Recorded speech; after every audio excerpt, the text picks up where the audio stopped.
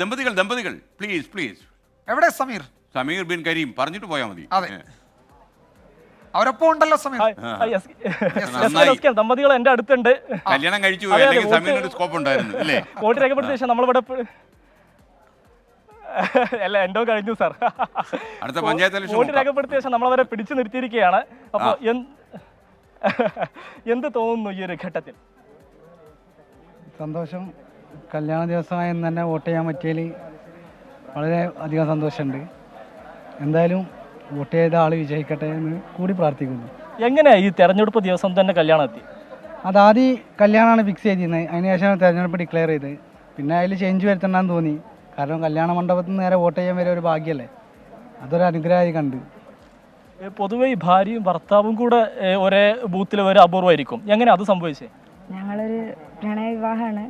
ഞങ്ങൾ ഒരേ വാർഡിലും ഒരേ ബൂത്തിലുമാണ്. പിന്നെ എൻ്റെ ആദ്യത്തെ വോട്ടാണ്. അത് ഈ നല്ലൊരു ദിവസം തന്നെ ആയത് വളരെയധികം സന്തോഷം. പ്രണയ വിവാഹമായിരുന്നല്ലേ? ഒരുപാട് വർഷം പ്രേമിച്ചോ? 7 വർഷം. ഏതായാലും ഓൾ ദി ബെസ്റ്റ്. ഏതായാലും എസ്കെൻ ഒരു പ്രണയ വിവാഹം കൂടിയാണ്. 7 വർഷത്തോളം പ്രേമിച്ചതിന് ശേഷമുള്ള ഒരു വിവാഹം കൂടിയാണ്. അങ്ങനെ അത് തിരഞ്ഞെടുപ്പ് ദിവസമാകുന്നു, അത് നാടൊക്കെ കാണുന്നു. അങ്ങനെ അപൂർവ നിമിഷത്തിന് കൂടിയാണ് ഈ ദമ്പതികളുടെ വിവാഹം എത്തുന്നത് എന്നുള്ളതാണ് ഏറെ പ്രധാനപ്പെട്ടതായിട്ടുള്ളൊരു കാര്യം. അവർ പറയുന്നത് ഈ വോട്ടും ഒരു മിസ്സാക്കാൻ പറ്റില്ല, അതോടൊപ്പം തന്നെ കല്യാണവും വിവാഹം മാറ്റിവെക്കാൻ പറ്റാത്തൊരു ഘട്ടം ഉണ്ടായപ്പോഴാണ് ഇങ്ങനെ എത്തിയത് എന്നുള്ളതാണ് ഈ വധൂവരന്മാർ വ്യക്തമാക്കുന്നത്. എസ്കെൻ.